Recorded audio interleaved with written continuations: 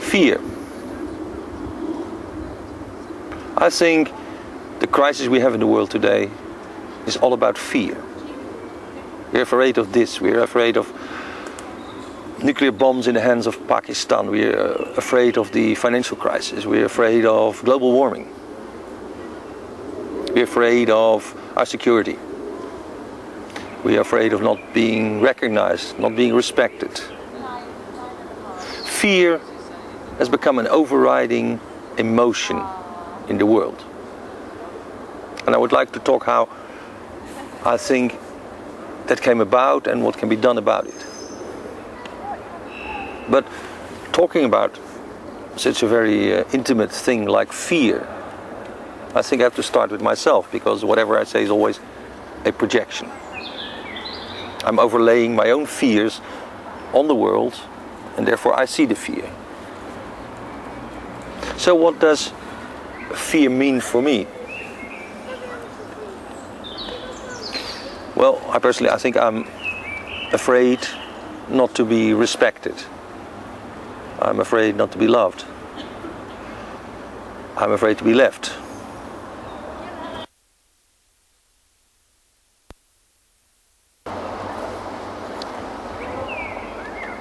Hello. Fear. We live in a world of fear.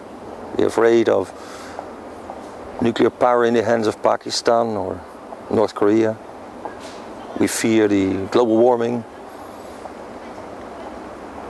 We fear terrorists. We fear drugs. We fear the financial crisis. Fear. I think that at the moment the world is a victim of fear. It has been building up. And we know that not only physical wars have been fought, but there's been a war on drugs. We now have a war on terror. I feel what we really have is a war on you. The system telling you, you are the enemy. You have to behave. And we oblige. We give our names, data, whatever, onto the computer, onto the network. Voluntarily in a way. Because we use Facebook and We Twitter, and we know our phone calls are being monitored. Fear. I think it's the main problem we have to face. Not become fearless, but go to the root of that fear. Now, before I can say anything about the world, I have to tell you about my fear, because what I tell you is always a projection. There's always something of me in what I see and what I perceive. So what is fear for me? I fear rejection, I fear losses, I fear insecurity, I fear being abandoned, I fear not being heard, I fear you. That's really the truth. Maybe I also fear that what is hidden into me, but I see it in you. That's called projection. And as I said before, the war that's been going on is a war on you, meaning a war on me and you and everybody. And so it's closely related to what's going on inside you and, in this case, me. So what does fear do to me? Things happen. They happen every day. Disappointments, exclusions, lost love. And they hit me. And I'm trying to find out where they hit me. And for me, I came to the conclusion that they actually hit me very low in the spine, in what we call the first chakra. Something stiffens there. Something becomes hard. A defense. And at the moment that happens, I stop being open to the real information. My projection takes over. I only see what is really in me. I only see the hardening. I see the hardening in the world outside by, and I blame that. Because it's of course much easier to blame the world than to blame or recognize the processes in me. And yet, I believe it is important to recognize the process of fear and what it does to you. Not to become fearless, but to accept the roots of the fear and to understand.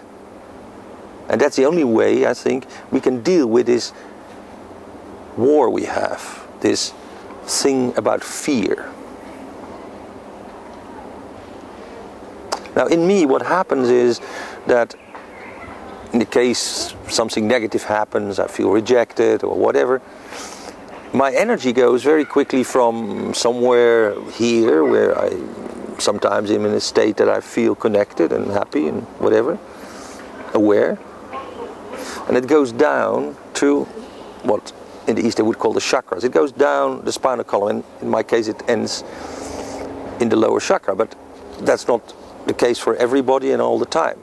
Sometimes it stops in the heart, and the fear translates in a heart feeling, and we start giving money for the poor kids in Africa and loving, acting like that. In other cases it goes down more, and it stops at the sex center, and the fear translates in lust or abuse. Or so the process of dealing with fear is really a process where our awareness, our connectedness, because that's what it is, because I really like to be with you, I like to be one with everything and therefore with you, goes down, goes through all these stages, and in my case ends up tightening. And that tightening might or has actually led to a thing called prostate cancer, which I now understand is not illogical, but it is related to this fear. And so my preoccupation with the fear in the world therefore has to do with my own. But the lesson that can be learned is that if I can take that fear that seemingly draws the energy down to some stiffening, if I can use that and loosen up again, I can reconnect. And that's what we all know. Sometimes we are so disappointed that we have to respond. Now, as I say, we can respond by lust, we can also respond by anger. Anger is a response where that initial hardening then loosens up and becomes a fight or flight reaction, and you become angry and aggressive. So all that is part of a reaction to what we perceive as threats to ourselves. Now, what is my solution? My solution in my individual case about fear is to try to reconnect to the whole. In fact, soften the stiffened parts and the stiffened energy, soften and let it go up. Come to the heart again and become connected, become aware again. Now, this process of reconnecting has two sides. And I think those are the two major parts of the divine. And just quoting Gandhi on this, truth and love. We're all truth and love. Of course, the divine, the Godhead, everything is one, but it manifests in truth and love. Now, if I try to relate truth and love to that fear, it's kind of a delicate balance. Sometimes I know things about the world, I perceive truth that I cannot get across lovingly. The truth is too heavy. It's not accompanied by love. It's a hard truth. The hard truth that is pushed upon us in the world now is that there are terrorists, that there is a financial crisis, there is distrust. It has become what you could call rational truth. Something that we try to understand, so much money being borrowed, mortgages and so on. But where's the love? The love as the connection. That's what's missing. We're missing the connection. Now let's not use the word love, because then people think it's a little soft. But let's use the word connection. One of the ways to fight the fear in the world is to connect. Connect not only to the people around us and the ones we love. I mean, that's very important, but to connect to everything. To the city, the government, the world, our enemies, but also to the flowers, the animals, and to every atom that, the way I see it, is here for a reason. Is conscious, maybe on a different level, but is conscious about being here for a reason. Right now, right here, creation, which is what we're living in, the things that came to be, because I believe it's the divine intention to have love and truth in creation, and that they have to come together. But I believe that all these connectedness, which holds together, and which a physicist would explain to you as energies that resonate,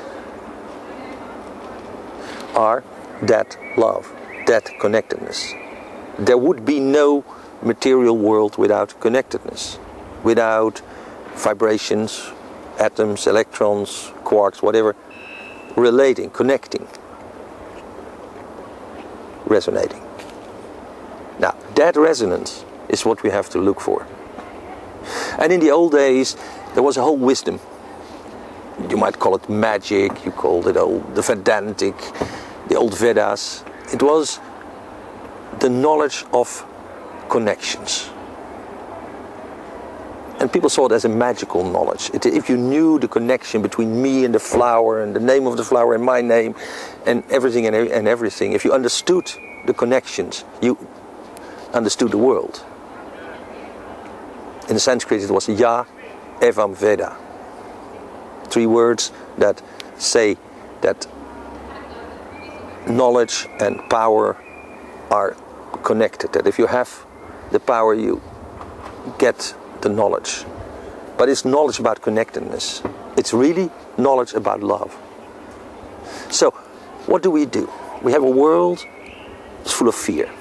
We are afraid of the terrorists. We are afraid of the tax people. We are afraid of you. Always there.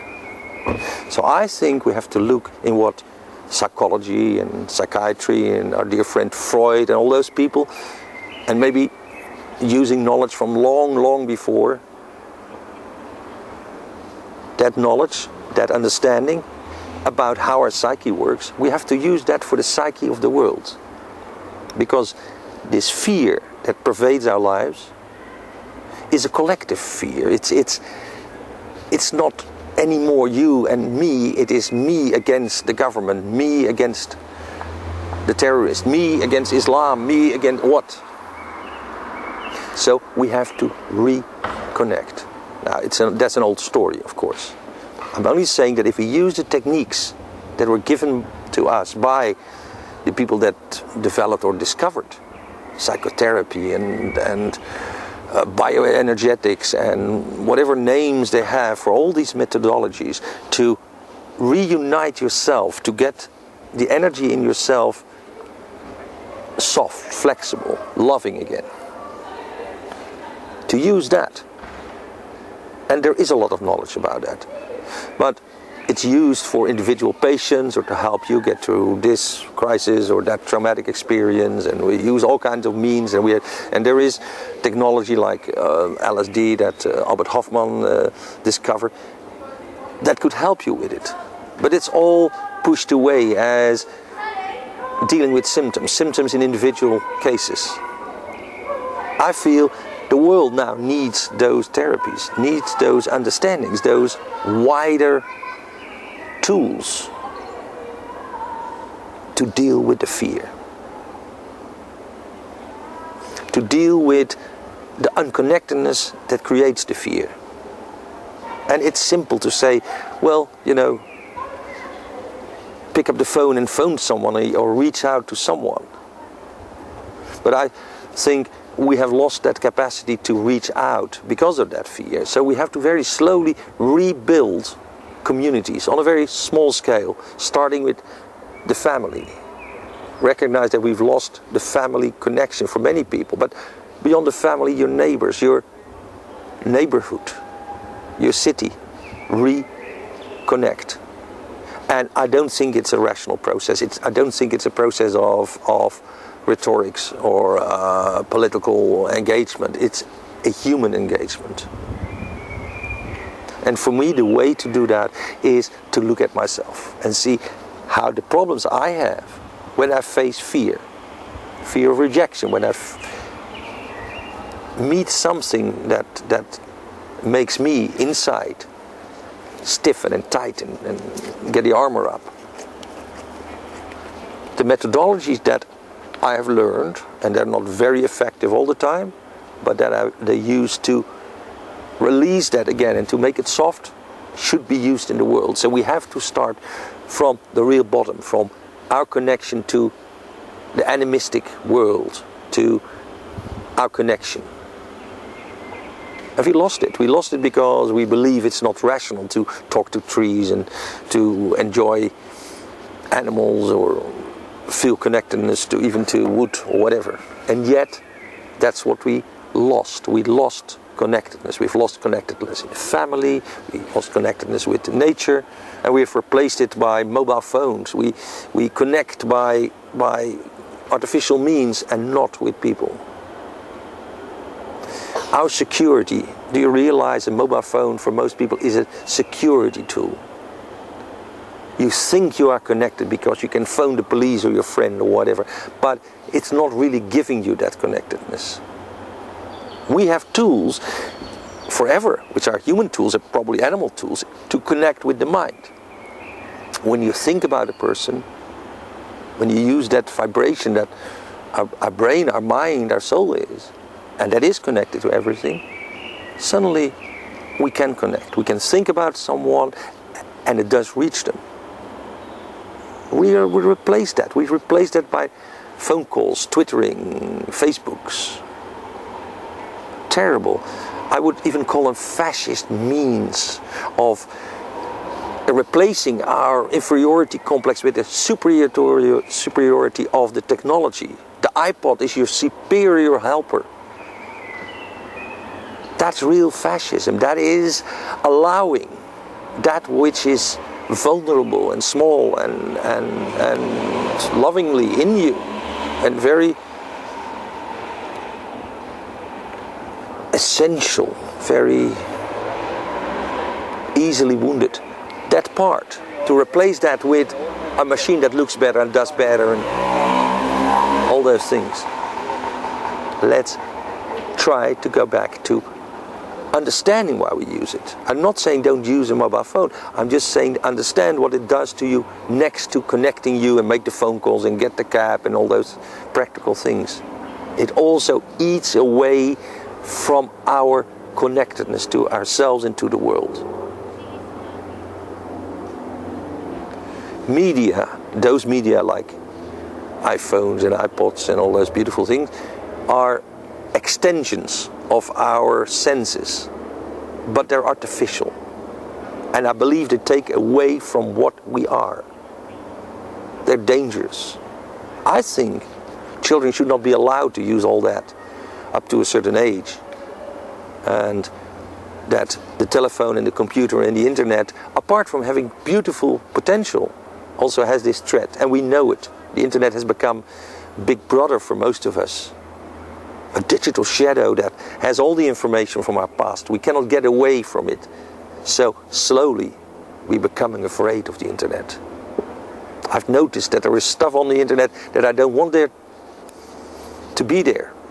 That if I want a visa or this and that, everybody a new job, people look for it.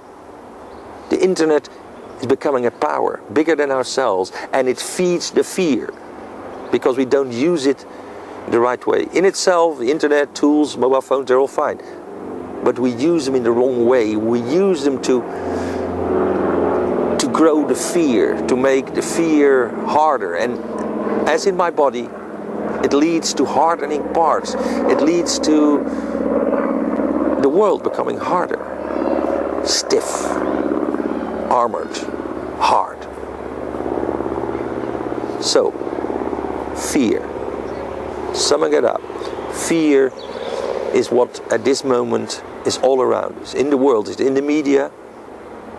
And I believe that to counteract that fear, to come back to the feeling of communion, the feeling of being together, the feeling of being safe, we have to look at what happens in our own body and use the tools from the psychotherapy and from all the great thinkers and doers and therapists of all times to find out how we can use that awareness, how our own body works and our own emotions work, to fight this.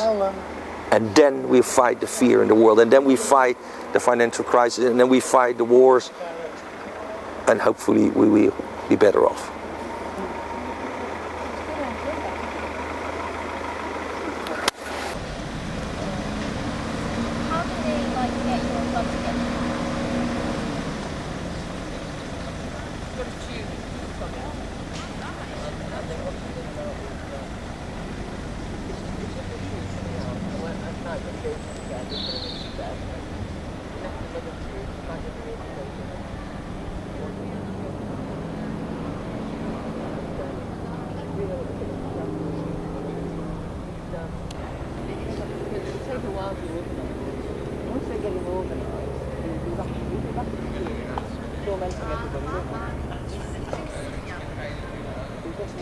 Je zit gewoon te kijken.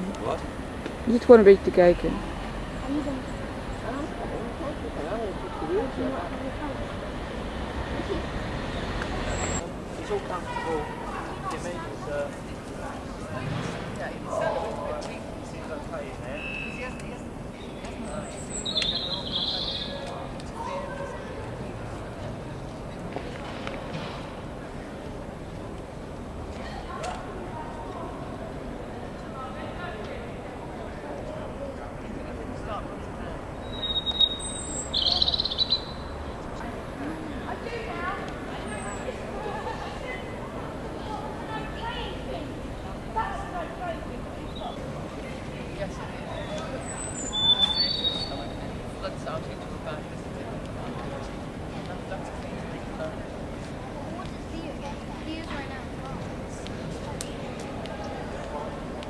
je, als er ergens een kleine hapering zit of hoe dan ook, dan kijk je naar die dingen en dan begrijp je dat het een b-roll is waarmee je die dingen kunt doen.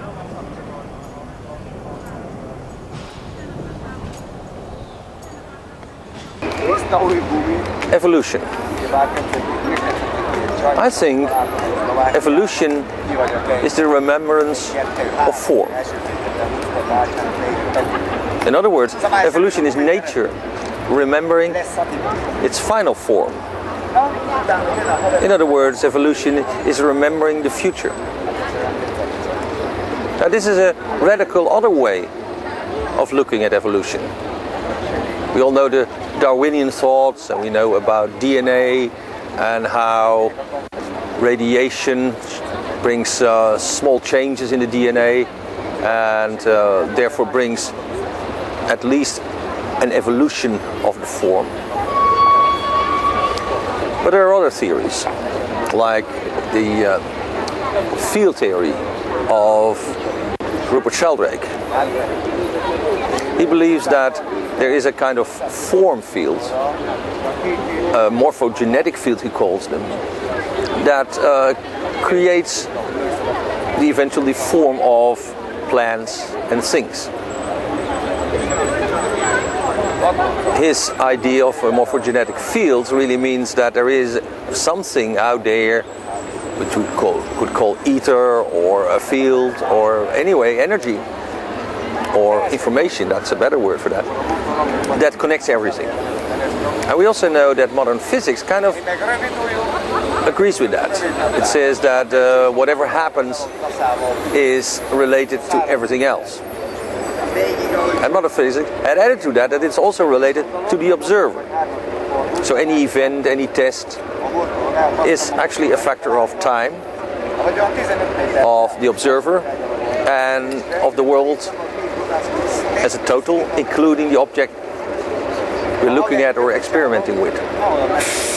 I've always thought that there's an interesting thing there, and that is that time. So a specific situation is therefore, and we know that, the result of time before, its past.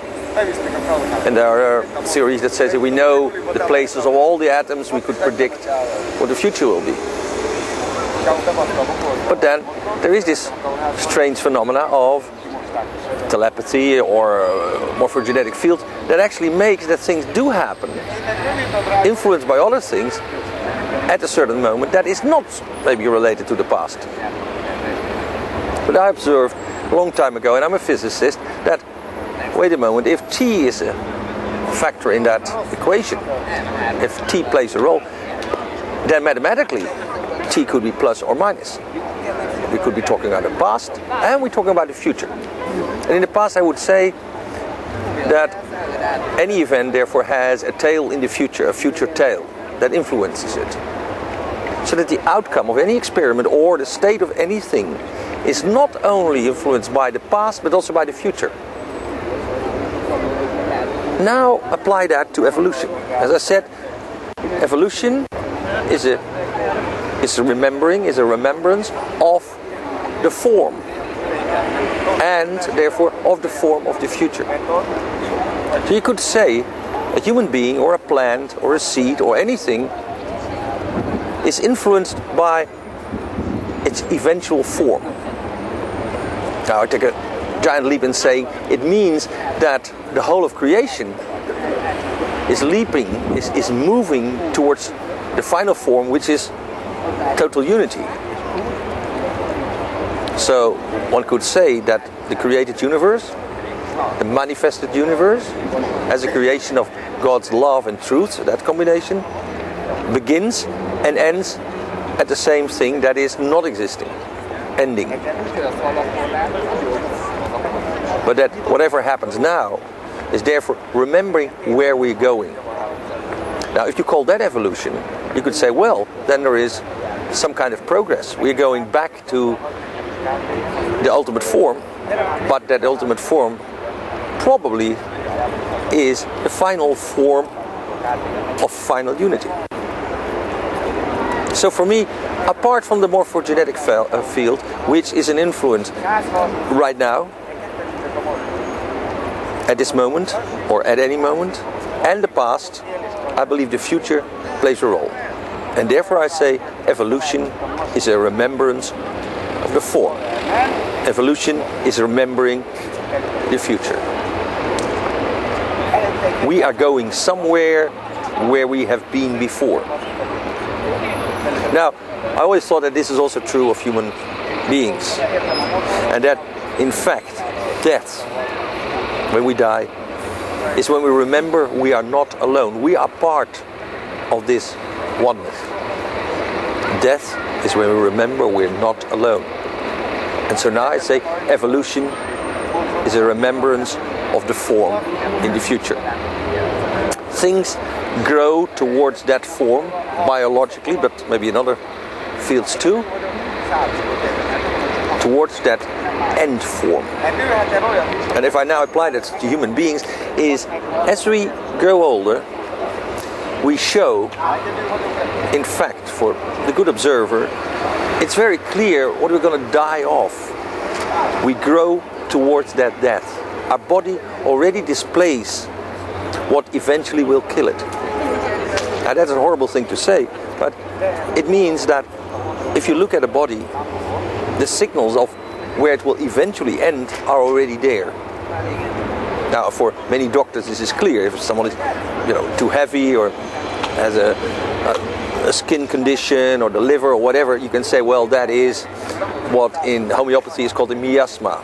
There are a number of miasmas kind of leading to it. Well, this guy's probably going to die from a lung disease or a heart disease or a skin disease. In homeopathy, you call that miasmas. But I think it applies on a much wider scale. It applies to everything and everywhere and all times. So evolution of everything is a remembering of the future. There's the past and the future, but it's growing towards it. Now, if this is true, this is a whole different basis for magic. But that's a very complex step. One other time, we'll talk about that.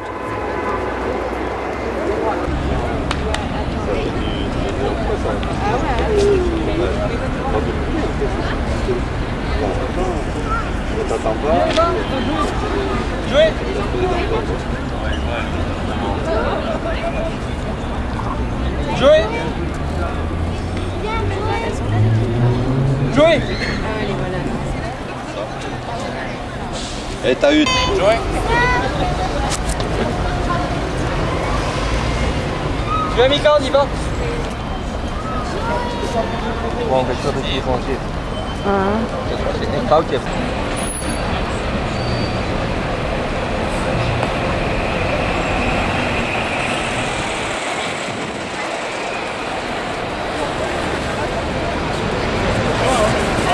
Voilà.